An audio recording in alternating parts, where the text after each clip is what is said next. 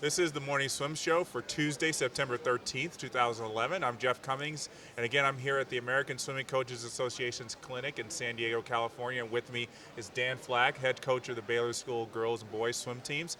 Dan is beaming from ear to ear now because his girls team, for the second time in 3 years, was named as the overall national high school champions, and they tied with Carmel High School. So I'm sure he's breathing a sigh of relief, aren't you, Dan? I was pleasantly surprised, let's say that. I knew it was going to be close. You never quite know how those things are going to shake out, but I was delighted when I got the email, that's for sure. Are you the type of coach who goes through all the times around the country and puts them out and says, okay, this is going to be close this year? Yeah, I used to, yes.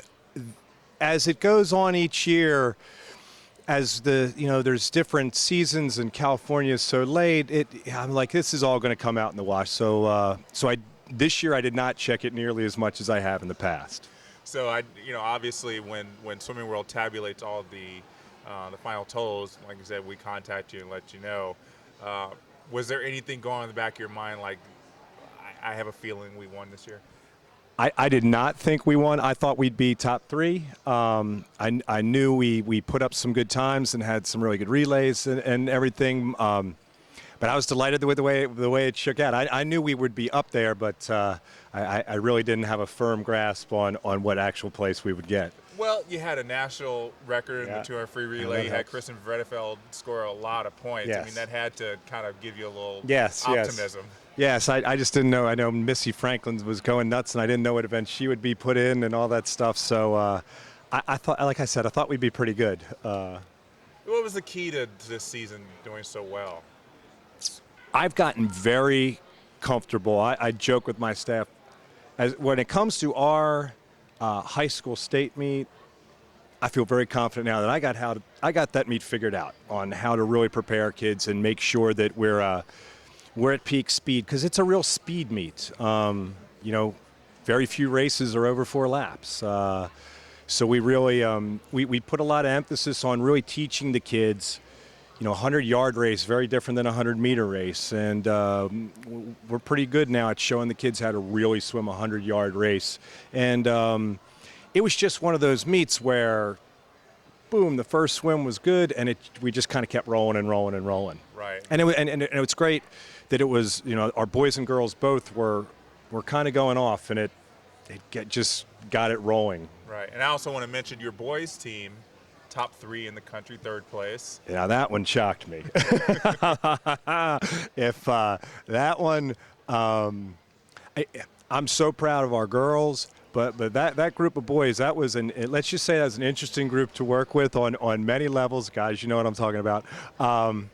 But for them to put it all together the way they did, like our 200 boys 200 medley relay, those guys were nothing special 2 years before, and I'm like, wow, I think they just set our school record. They ended up missing by 100th, but for those guys to come around the way they did was really refreshing to see. And I think the girls fed off of that energy. Right. What's the dynamic between the boys and girls teams? Do they train together? Yes, we all train together. We work together. We break up into different groups once we get to a certain point in the season relative to events. But yes, the boys and the girls swim together, practice at the same time, the whole thing. I do some things as we get closer to the actual championship competition. We do some things differently. But for the most part, the two teams work together. Each group it's a different dynamic. Last year's groups, the boys were kind of the boys, and the girls were probably the girls, as much as any group that I've been at Baylor. I'm not saying that's good or bad, it's just the way it was. Whereas like this year's team, we're just starting out, and I think they're much more intermeshed with each other. Now everybody knows on your team, Kristen Vredefeld, as we mentioned, 1500 freestyler. Who else on this team should we be looking for this upcoming season?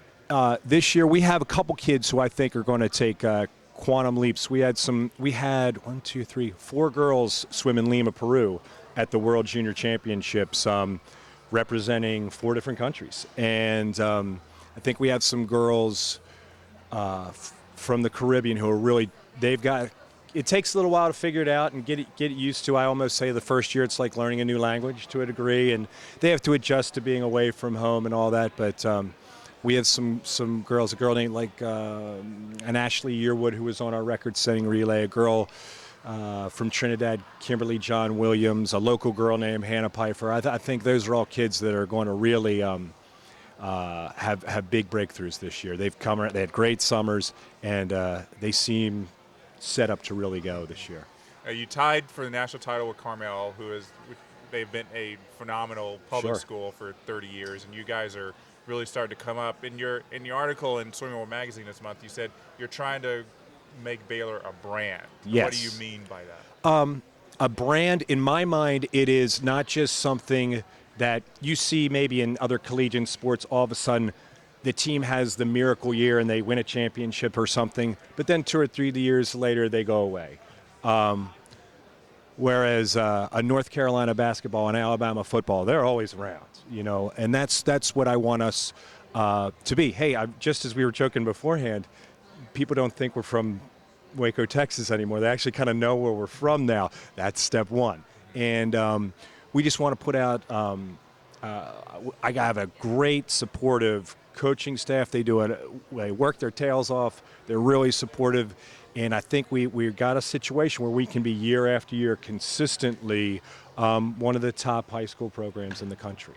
Is this success that you've had on the national level kind of spilling over to the general Baylor community? Are they really recognizing what you guys are doing? Yes. It's funny. In the state of Tennessee, swimming is actually not even recognized as a high school sport. So we have technically a coaches association championship, which is a good thing because there's lots of rules put on the other sports that don't apply to us relative to how long we can practice and all this kind of stuff. But I used to joke that if initially when we started getting better, if we were football players, these kids would be rock stars around town and everybody would know. But now, yes, now we are starting to, just our overall club, our club component of it is really taken off. Our numbers are doing great. That feeds into the school team, and it's all part of that branding thing. But yes, we're getting much more established around town. And I imagine you are. I mean, you're going on with your 5th season? 6. This will be 6. Yes, yes. People know me a little more. A little more. Yeah, I want to go back a little bit to the fact that swimming is not an actual high school sport in Tennessee. Yeah. Is that something that you're trying to get to happen so that there can be an actual state championship? No, I mean we host a great. Our coaches association puts on a great meet. It alternates now between Nashville's Tracy Calkins pool and the great new facility they have at Knoxville at University of Tennessee. No, I like it the way it is because there's no blackout times on us, and there's an awful lot of rules, and a lot of it I think stems from football. Right. We are an SEC football country, and sometimes they bend the rules a little bit. So I think a lot of those were put in at the high school level as there was a trickle down. So I'm more than fine with it the way we are. Well, can't imagine you wouldn't be. It's working out so great. Yes, it's going so well. So looking ahead, dude, I know you said you didn't know how this year was going to turn out. What are you looking for this next season, especially with it being an Olympics year? Well, yes, it's there's just more of a buzz, I think, right now. I think we have I really like this group of kids. It's a younger group, very eager, very moldable. Kind of reminds me a lot of the kids when I kind of first got there. I think since, again, we had so many swimmers as well as myself going to the World Juniors, there's that.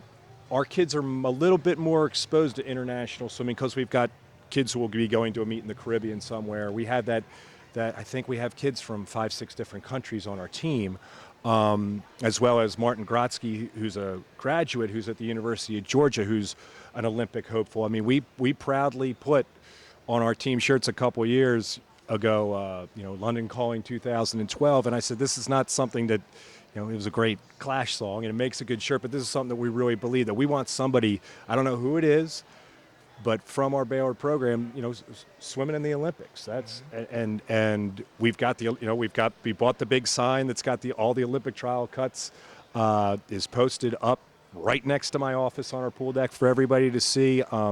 There's a bit more of an excitement for this year. So it's obviously going to take a little bit more tweaking and planning relative to obviously swimming great at our high school meet, but making sure that, we set a goal that we want 12 kids at trials, and I firmly believe we're going to get there. We set a goal that some of our international kids, we want you to, make this level of competition or whatever, and I think we're going to get there. Well, I think you're already really close. Like you said, Thanks, it's becoming a brand. Yeah, we are trying. You definitely are. Well, Dan, thanks so much for joining us again. Congratulations on the national title. I'm sure we're going to see it more down the road. Thank you very much. Thank you very much for having me. Our pleasure. So that's Dan Flack from the Baylor School joining us on the Morning Swim Show today. Thanks for watching.